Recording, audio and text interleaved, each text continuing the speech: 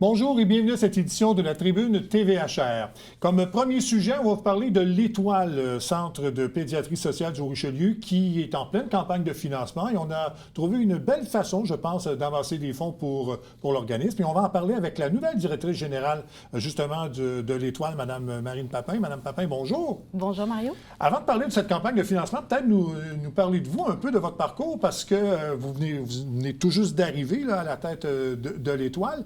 Donc, quel est votre parcours et peut-être un peu les objectifs que vous avez pour l'organisme, justement? Oui, tout à fait. Donc, comme vous l'avez dit, ça fait seulement quelques mois que je suis arrivée à l'Étoile pédiatrie sociale en communauté. Ce qui m'y amène, je pense que c'est la croyance fondamentale que les enfants doivent avoir tous les mêmes chances de grandir en santé et de s'épanouir. Ça a marqué mon parcours professionnel. J'ai travaillé auprès des enfants toute ma vie, des plus petits en passant par les adolescents et puis finalement pour œuvrer en pédiatrie sociale qui me passionne aujourd'hui. Est-ce que vous avez remarqué une particularité dans le Haut-Richelieu où les problèmes se ressemblent un peu partout? Je vous dirais que les tendances sont similaires dans le Grand Montréal, où j'ai pu travailler précédemment. On a effectivement une crise de logement marquée, des enjeux au niveau de notre système scolaire et de l'accès à la santé pour les enfants. Donc, on peut le constater dans le Haut-Richelieu, mais c'est quelque chose qu'on peut aussi voir dans l'ensemble de la province, je crois. Bon, l'Étoile est bien installée dans le Haut-Richelieu.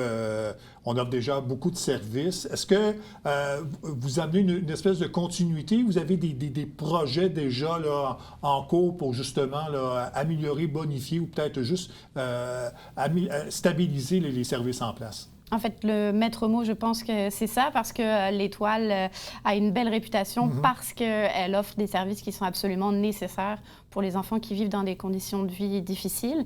Mais l'enjeu, c'est de stabiliser l'organisme et puis surtout pérenniser en fait son financement sur le long terme. On bénéficie de 28 % de financement gouvernemental, ce qui n'est pas suffisant en fait pour arriver à fournir des services toute l'année. Donc, notre équipe là, travaille d'arrache-pied pour aller chercher ce 72 % de financement de manière durable à chaque année. Ouais. Mais l'organisme est bien installé, donc vous n'arrivez pas là, dans un environnement où c'est difficile, où l'Étoile est bien installée. Il s'agit juste de continuer justement à faire ce que l'organisme faisait déjà dans le Haut-Richelieu, tout simplement. Tout à fait, tout à fait. C'est sûr qu'on n'arrête pas d'innover. C'est vraiment très important d'avoir de nouveaux projets, de nouvelles activités philanthropiques et aussi de bonifier nos services en pédiatrie sociale. Mais l'Étoile est très bien entourée de sa communauté à Saint-Jean et dans l'ensemble de la MRC. Bon. Donc, vous avez parlé de financement. Évidemment, il faut trouver des façons d'amasser de l'argent. Il y a déjà des activités qui se font. D'ailleurs, on aura l'occasion d'y revenir. Mais là, vous avez lancé il y a quelques semaines une loterie. C'est la loterie 3 de cœur. Peut-être nous parler un peu justement d'où est né ce projet-là, ce mode de financement pour l'organisme. Alors, le loto 3 de cœur a été inspiré, un peu soufflé à notre oreille par d'autres centres de pédiatrie sociale qui commençaient à s'intéresser à créer ce type de projet. Dans le fond, c'est une initiative qui est une loterie à tirage à lot progressif. Donc, on dit progressif parce que il y a une cagnotte qui augmente à chaque jour. Donc, plus de gens achètent de loterie, plus le lot augmente, dans le fond. Absolument. Donc, la structure de ce jeu-là, c'est que 20 % des billets achetés, là, de l'ensemble des billets achetés, va revenir à un gagnant hebdomadaire. Là, le tirage se fait tous les mercredis à 13h25 sur les ondes de 104.1. Et puis, 30 % qui vont être ramassés dans cette cagnotte. Puis, 50 % des billets vendus, là, de l'ensemble du montant des billets vendus, revient à l'organisme. Donc, c'est une loterie vraiment solidaire. On invite les gens à acheter en groupe parce qu'ils ont plus de chances de gagner de cette manière-là. Et puis, évidemment, toutes les sommes amassées vont dans la mission de l'organisme. Bon. Est-ce que comment ça fonctionne jusqu'à maintenant? Est-ce que ça fonctionne bien? Quels sont les objectifs, justement, de cette loterie-là? Alors, cette loterie, c'est vraiment un jeu sur le long terme, hein. C'est un jeu annuel. On a des tirages à chaque semaine. Donc, l'objectif, c'est que les gens le découvrent, pour commencer. On a un beau début de l'intérêt.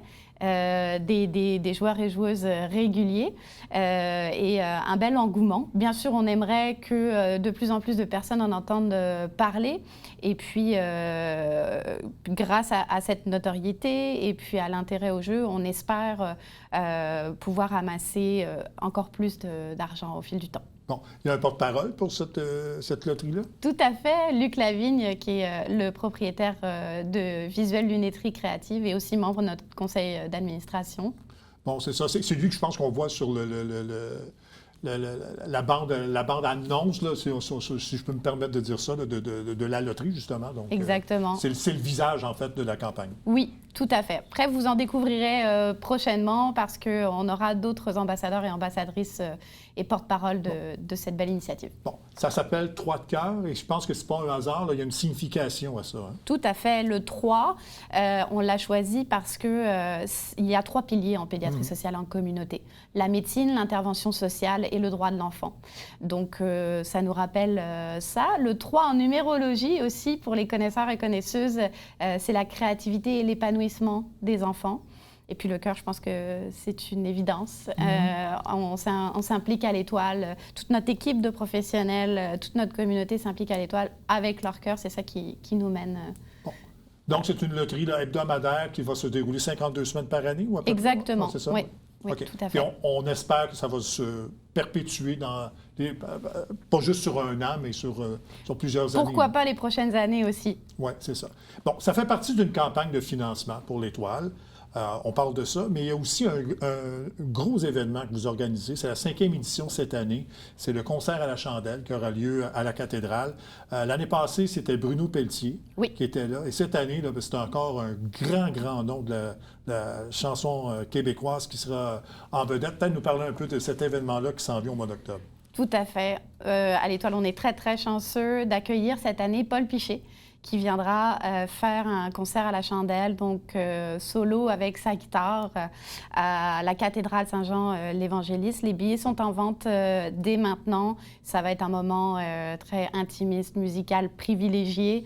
Donc, on invite toutes les personnes mélomanes à se procurer des billets. Oui, en tout cas, je ne sais pas si c'est le même spectacle intime qu'il va reproduire, mais j'ai vu son spectacle 2 fois, son récent spectacle. Et évidemment, Paul Piché, là, c'est des succès incommensurables. Tout le monde va probablement fredonner ses chansons à la cathédrale. En tout cas, si vous aimez Paul Piché, vous ne l'avez jamais vu en spectacle, ou encore si vous l'avez déjà vu et que vous voulez redoubler votre plaisir, allez voir Paul Piché. C'est vraiment... Et il est très bon aussi durant les spectacles. Beaucoup d'anecdotes, beaucoup d'interactions avec le public. Donc, je pense que ça va être un très bon spectacle. Le 23 octobre. Oui, c'est ça. On va revenir sur les services que vous offrez à l'Étoile, peut-être pour les gens qui sont peut-être moins habitués, là, qui connaissent peut-être un petit peu moins l'organisme. Peut-être nous rappeler un peu ce que vous offrez là, dans la région. Tout à fait. Donc, nous, on offre des soins et des services en pédiatrie sociale pour les enfants de 0 à 18 ans. À Saint-Jean et dans le reste de la MRC. Donc, on a bien sûr de l'accompagnement en travail social qui est fait, en soins infirmiers, des services thérapeutiques et éducatifs également. Et donc, c'est 500 enfants au total. Je vais vous parler peut-être un petit peu de notre aussi clinique mobile, le vaisseau, qui se promène dans la région, donc à Lacolle, à Henryville, à Clarenceville, même à Iberville. Donc ça, c'est pour rejoindre les enfants les plus éloignés du service, des services médicaux. C'est important, en fait, dans l'approche de pédiatrie sociale, d'être proche. Donc, on est dans une approche de proximité. Il faut que les enfants et leur famille puissent se déplacer vers nous facilement. Donc là, c'est nous qui nous rendons vers eux grâce à notre vaisseau. On offre également des thérapies corps et esprit. Donc, sous ce nom, sous cette bannière, il y a de la zoothérapie, de l'art-thérapie, la musicothérapie, qu'on offre. Donc, c'est un accompagnement thérapeutique qui vise la conscience de soi, l'expression de soi aussi pour les enfants. Et peut-être même parfois le changement de comportement, de paradigme. Ça vient jouer sur la trajectoire de vie des enfants. Qu'on essaye c'est là qu'on essaie d'intervenir. Bon. Vous aidez combien, est-ce que statistiquement, on connaît un peu les chiffres, là, combien d'enfants vous aidez dans la région avec l'Étoile? Oui, c'est 500 enfants par année. Donc, 400 enfants dans le Vieux-Saint-Jean qui viennent nous voir à notre centre dans le Vieux-Saint-Jean, et puis 100 enfants grâce au vaisseau dans le reste de la MRC. Oui. Le vaisseau, c'est une très, très bonne idée pour, justement, là, quand on parle de proximité là, pour la clientèle, c'est une très, très bonne idée. Bon, vous dites donc parler de 500 enfants. Est-ce que c'est une capacité maximum? Est-ce que vous souhaitez, évidemment, le souhait, c'est d'en aider le plus possible, mais est-ce qu'on peut actuellement en accepter plus ou on est dans une capacité maximale? Alors, l'Étoile a vécu une forte croissance, surtout dans les 8 dernières années. Quand je parle de croissance, c'est son équipe qui a grandi, et aussi le nombre d'enfants et de familles qu'on a pu soutenir. Donc, je ne dirais pas qu'on a capacité maximale, mais notre objectif n'est pas d'augmenter nécessairement le nombre d'enfants que l'on va suivre. On veut surtout bien s'occuper de ces 500 enfants-là. En fait, peut-être bonifier peut-être les services ou l'offre qu'on va faire justement à ces enfants-là. Tout à fait. Puis ce ne sont pas nécessairement les 500 mêmes enfants. Non. Parfois, leur parcours se termine à l'Étoile. Et puis, d'autres enfants arrivent. Donc, ce n'est pas les mêmes 500 enfants par année. On a aussi une liste d'attente, bien sûr. Donc, la porte n'est jamais fermée à l'Étoile, quoi qu'il arrive. Tous les enfants et familles qui ont besoin d'aide aussi sont redirigés vers les services les plus pertinents pour leur réalité.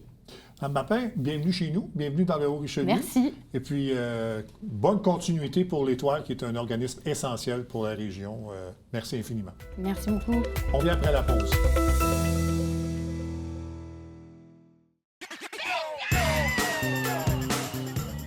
Le temps adepte du bingo, Télébingo vous permet de jouer dans le confort de votre foyer. 4 500 $ en prix à gagner. Et pour ce faire, vous devez vous procurer un livret comme celui-ci au coût de 9,50 $ chez un de nos détaillants, dont la liste apparaît sur notre site internet tvhr9.com. Donc, c'est un rendez-vous dimanche matin 9h30.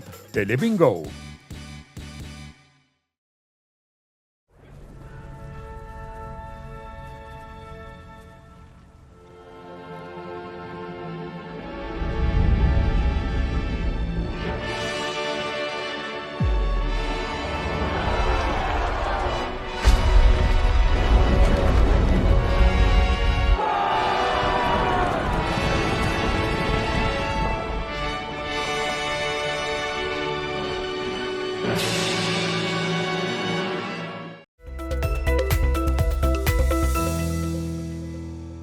Ma prochaine invitée est sur notre plateau pour nous annoncer son avenir politique. Est-ce qu'elle se représente ou non comme mairesse de Chambly? Il s'agit de Mme Alexandra Labbé. Mme Labbé, bonjour. Bonjour. La première question, c'est ce qui amène, je pense, à la réflexion que vous avez faite, c'est comment ça va? Quel est votre état de santé? Ça va très bien. On s'occupe de ma santé, on y travaille quotidiennement. Mais j'ai surtout de bonnes nouvelles, c'est qu'on va être capable d'orchestrer tout ça puis de combiner là, autant de prendre soin de moi que de faire campagne. Alors, j'annonce que je serai candidate à ma réélection pour la campagne pour le 2 novembre. Oui, c'est ça. Donc, annonce qui a été faite aujourd'hui même. Donc, qu'est-ce qui donc... Quelle a été votre réflexion derrière cette décision, outre le fait là, que, bon, vous avez vu ces petits problèmes-là, mais il y a un cheminement qui se fait là, derrière une décision comme ça. Donc, quel a été l'élément déclencheur ou la réflexion que vous avez faite? Bien, je vous dirais que depuis maintenant 6 ans, j'ai été élue dans une drôle de circonstance, en mi-mandat. Et depuis maintenant 6 ans, j'ai un immense plaisir à servir les citoyens de Chambly. Je vous dirais qu'il n'y a jamais eu d'hésitation s'il n'y avait pas eu les enjeux de santé. Je ne pense pas que j'aurais vraiment remis en question ma présence aux commandes de la ville. Là, je suis toujours vraiment heureuse de rencontrer les citoyens, de discuter, de pousser les projets plus loin. je pense qu'au printemps, après l'annonce de mes enjeux de santé, ça a juste été une plus grande certitude encore que c'est affirmé parce que j'ai eu une vague de soutien absolument impressionnante. Donc, ça a confirmé mon désir de continuer à servir la population. Donc, quel bilan, là, si on s'attarde sur les 4 dernières années, là, votre premier mandat officiel là, à la tête de Chambly, quel bilan vous faites de ça? J'ai l'impression qu'on a fait un immense changement en termes de gouvernance, d'approche citoyenne, d'attitude en général là, de la ville de Chambly. Fait que j'ai l'impression que dans les 4 dernières années, on a vraiment affirmé le leadership de Chambly, affirmé aussi la place qu'on faisait aux citoyens. Donc, avec la nouvelle vague d'indépendants au Conseil, on a vraiment pris une posture d'ouverture, une posture d'écoute. Donc, on a vraiment affirmé là, la place qu'on voulait faire aux citoyens. Fait que pour moi, je vous dirais, le plus beau bilan qu'on a, c'est cette belle attitude d'ouverture, de travail en collaboration. Puis ça s'étend au-delà des frontières de Chambly, la collaboration avec les villes. Autour de nous, avec les partenaires, que ce soit la régie de police, où on a réparé des pots cassés, réparé des ponts brisés, des villes très proches, Richelieu, Carignan, où on travaille beaucoup plus étroitement, la MRC. On a vraiment travaillé à recommencer à travailler en collaboration. Les organismes du territoire nous le disent aussi, donc on a révisé toute la politique de soutien aux organismes. Alors, on a vraiment changé toute l'approche, changer la culture organisationnelle, ça a fait toute une différence. Les gens m'en parlent au quotidien.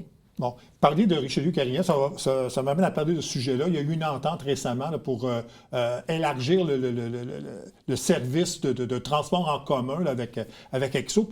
Ça, c'est une belle réalisation, ça. Bien, Exo, on a travaillé fort. On a fait toute une refonte autour du REM. Je pense que les résultats sont intéressants. C'est sûr qu'on ne peut pas répondre à tous les besoins. Il faudrait développer l'offre. Donc ça, on continue à vouloir travailler là-dessus. Mais oui, Exo, c'est une autre belle organisation qui est à l'écoute, qui travaille fort pour être sûr qu'on répond aux besoins des couronnes. Là, on vient d'annoncer aussi 3 lignes complètement accessibles aux gens en situation de handicap. Donc ça, c'est un autre beau pas dans la bonne direction. Ouais. Pour revenir à votre bilan, est-ce qu'il y a un dossier ou un sujet là, que vous avez fait dans votre bilan où vous êtes très fier d'avoir réalisé ou qui peut être en cours de réalisation, mais dont vous êtes fier? Bien, je dirais que c'est une série de choses. C'est vraiment le rattrapage qu'on a fait en termes d'investissement. Donc, c'est le rythme. Le rythme qu'on a réussi à prendre pour livrer des projets dans les budgets, dans les temps. Ça, je suis particulièrement impressionnée de tout ce que l'équipe a fait, mais de tout ce qu'on a réussi aussi politiquement à dégager comme marge de manœuvre. Le niveau financier, là, on a vraiment un portrait clair des investissements qu'on a à faire, mais on a un portrait clair aussi de comment on veut les financer. Donc, on est très stratégique dans nos approches de projets. On arrive avec des projets prêts, mais on cherche les sources de financement pour être sûr qu'on réduit la pression sur le portefeuille des citoyens. Cette approche-là, c'est innovateur, c'est nouveau pour Chambly, puis ça fait toute la différence. Ça fait qu'on a livré dans les 5 dernières années 15 projets où on a fait des réfections complètes de rues, de parcs, de bâtiments, et puis on a réussi à les faire subventionner à 42 %. Donc, on a vraiment, là, on est très intentionnel, très stratégique dans tout ce qu'on fait pour remettre Chambly à la hauteur, remettre Chambly à niveau, parce qu'on a des retards importants à récupérer. Des déficits d'entretien en infrastructure, je ne suis pas la première à en parler. Non. C'est une situation qui est partout au Québec. On a construit beaucoup, puis après, on a oublié de prendre soin de nos infrastructures. Donc là, il faut faire ce rattrapage-là, puis on a les 2 mains sur le volant. Ça, c'est un des beaux bilans que j'ai. Donc, un projet en particulier, non, mais plein de belles opportunités qu'on a saisies. Bon, et j'imagine que les 4 prochaines années vont se faire dans cette continuité-là, j'imagine? Tout à fait. On a des beaux projets en cours qu'on a hâte de livrer. Je pense au centre sportif, qui est un beau tour de force. C'est, nommez-moi d'autres villes qui ont été capables de rendre accessibles 9 nouveaux gymnases à leur population dans un projet qui est presque autofinancé, là, dans un ordre de moins de 5 millions de dollars. On a utilisé là, des opportunités pour essayer d'en faire plus avec moins. On vient d'inaugurer l'édifice Joseph Ostigui. On a réutilisé un espace, on l'a rendu disponible à la population. Donc, on a encore plein de belles affaires à livrer. J'ai un programme aussi que je vais dévoiler dans les prochaines semaines. Programme que j'ai voulu concret, très atterri sur le terrain, mais que j'ai voulu aussi très ouvert. Donc, ouvert aux commentaires des citoyens, ouvert aux aspirations des citoyens. Je pense que je l'ai prouvé. En 4 ans, je suis une mairesse qui s'adapte aux besoins, aux demandes. Donc, on veut rester aussi dans cette continuité-là. Donc, rester très ouvert, consulter, continuer à consulter. Donc, Vous parliez des équipements sportifs. Ça fait l'objet là, de questionnements lors d'un récent conseil de ville. Votre adversaire, M. Lambert, en a parlé ici la semaine dernière. Est-ce que ces reproches-là sont justifiés selon vous? Parce qu'on semblait dire qu'on n'investissait pas assez dans l'équipement sportif à la ville. Vous allez trouver ça drôle, mais pour moi, c'est vraiment quelque chose d'intéressant cette année qui se passe. Chaque année, on dépose un plan d'immobilisation, donc un plan d'investissement. Souvent, ça passe très incognito parce que c'est des documents qui sont un peu arides, qui sont lourds, difficiles à comprendre. Les citoyens sont peu intéressés. Ils sont intéressés quand on livre le projet, mais pas quand on le prévoit. Fait que pour moi, cette année, il y a un engouement autour du plan d'investissement, puis je suis vraiment ravie. C'est sûr que là, on assiste à un peu de désinformation, on va aller morceler l'information, mais je suis contente parce que ça nous permet d'expliquer toute notre stratégie. Est-ce que je suis déçue qu'on ne puisse pas livrer certains équipements avant? Bien entendu, ça fait des années qu'on travaille pour un terrain synthétique. La piscine extérieure, on est déçus qu'elle nous a lâchés. On a investi beaucoup à la piscine intérieure, donc on a quand même encore un équipement qui tient la route. Mais ce qu'il faut dire, c'est que tout ça, on ne peut pas le faire en même temps. En 2021, on a fait un constat, juste en loisirs, infrastructures sportives, on devrait investir 110 millions. C'est énorme. On ne pourra pas le faire en 4 ans. On ne pourra pas le faire probablement dans le prochain 4 ans non plus. Donc, il y aura toujours de nouveaux projets à s'assurer qu'on finance. Le rythme qu'on a pris dans les dernières années, il est phénoménal. On n'a jamais vu ça à Chambly. On refait 2 rues par année. On a refait 2 parcs par année. Dans les derniers 4 ans, c'est un rythme impressionnant. On veut le maintenir, mais on ne le maintiendra pas si c'est pour être aux dépens du porte-monnaie des citoyens. Donc, c'est de trouver cet équilibre-là.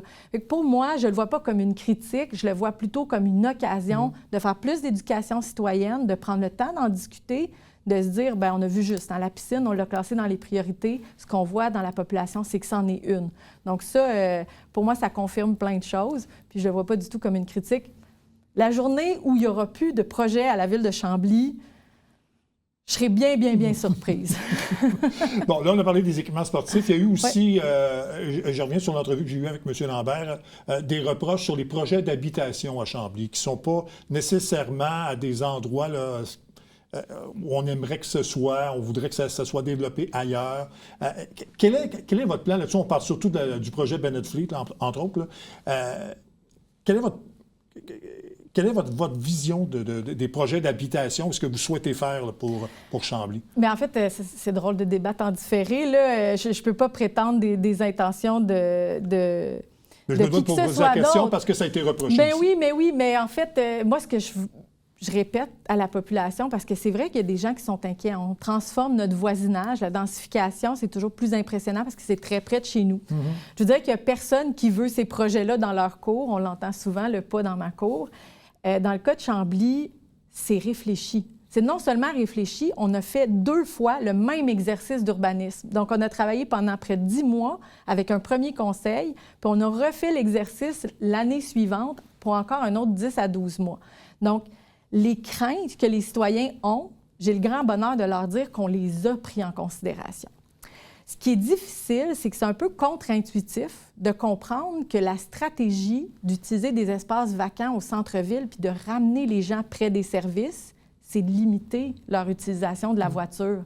Et des fois, on a la perspective on appelle ça les belles années, là, les belles années où on ouvrait 500-600 nouvelles portes dans les champs. Là, on avait une pression sur la circulation avec les voitures. Tout le monde devait prendre sa voiture pour aller travailler, aller se divertir. Donc, on est en train d'inverser la tendance. C'est sûr que ça choque parce qu'on n'est pas habitué à ça, mais je pense que ça peut être rassurant de se dire que le rythme a bien changé. Chambly, on n'est plus à du 500-600 portes par année, on est à 100-150 portes par année. Donc, c'est un rythme très différent. C'est un rythme qui nous a demandé aussi de bien préparer en amont, qu'on a les études de circulation qui nous confirment qu'on est capable de déployer cette offre de logement-là. On a en fait tout réfléchi aussi où on les met stratégiquement pour que dans le paysage, ça s'intègre, pour respecter nos bâtiments patrimoniaux, on les a protégés. Donc, on a fait ces exercices-là, on les a fait avec beaucoup de sérieux, on les a fait avec des données probantes. Donc, il n'y a rien de laissé au hasard. On est très sévère aussi avec les nouvelles habitations qui s'installent, puis on demande d'aller plus loin dans la limitation du nombre de voitures qu'on intègre dans les projets. on oblige de l'autopartage. C'est un nouveau concept que les gens connaissent moins, mais c'est des occasions où on peut l'obliger. Puis bien entendu, ça va changer notre paysage, mais on veut le faire en harmonie, on veut le faire dans le respect de nos capacités aussi. Ça a été pris en considération. Bon. Il reste 1 minute 30 à peu près, il y a 2 sujets. Bon, on peut aller rapidement là-dessus. Là. C'est une étape de franchie là, pour le dossier du golf et l'acquisition des terrains. Là.